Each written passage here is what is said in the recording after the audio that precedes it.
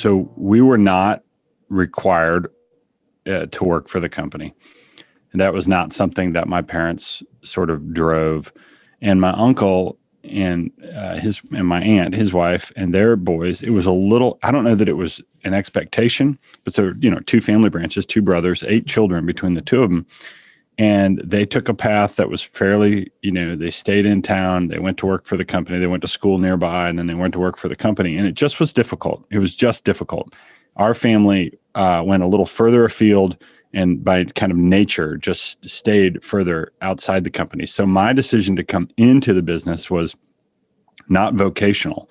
It was curiosity and interest and an invitation to help I think my first invitation was to serve as an observer on our board of directors. And I was working in Atlanta for Coca-Cola, and I loved my job, and I didn't, I thought, well, why not? That sounds like fun. So I started attending the board meetings, and it just captured my energy and attention, not in a come work here way, but like, wow, this is really neat and special. And then that has blossomed over time to truly appreciate.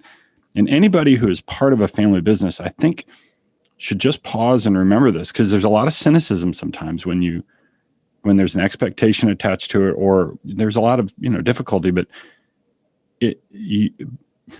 owning a business well gives you a platform that you cannot have otherwise. Now, I shouldn't say can. It's much harder to attain.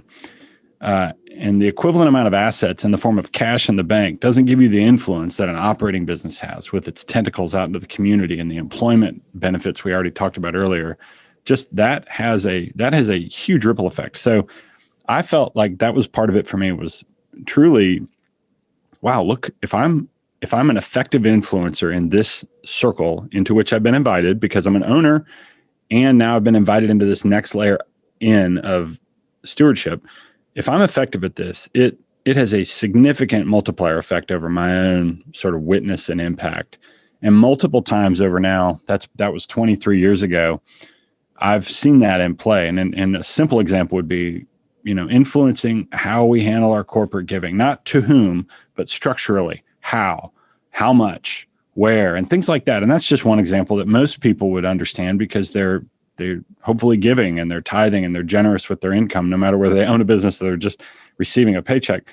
But I think most people could identify with that. If you had the chance to influence an operating business's giving strategy, just that one example, that's a special thing. So anyway, I also know a lot of people who've come in and kind of, it's like a martyrdom thing. They feel like they have to do it for the family, and they tend to carry that with a heavy weight. So I felt like I was always able to do it joyfully.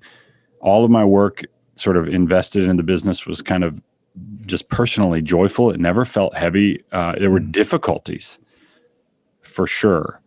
But it never felt like work. And I've heard that over and over and over again, listening to y'all's podcasts, is, that light, easy burden of important work that's important and meaningful to you. And that is the tell. And so for folks who are called into it, and they may not, this may not be the season, or I just don't know. And I talk to a lot of folks who are considering that, and it's just, sometimes it is a season, and you just got to, put your head down and grind through it. And it may not be forever. But I feel like the return, my economic return is significantly no different than my sisters and brothers who don't work in the business, right? I don't receive a ton of compensation for what I do as chair, but I just love it. And I'm compensated for it. I don't mean to suggest that I'm doing it for free, but it is fairly consistent with what I'm sure I could earn doing a lot of other things. So that's clearly not the reason. And I love serving my family in a way that's unique and meaningful to them. And I think that seems to be a common thread for folks who are successful in these kind of situations, is serving your family needs to be highly motivating.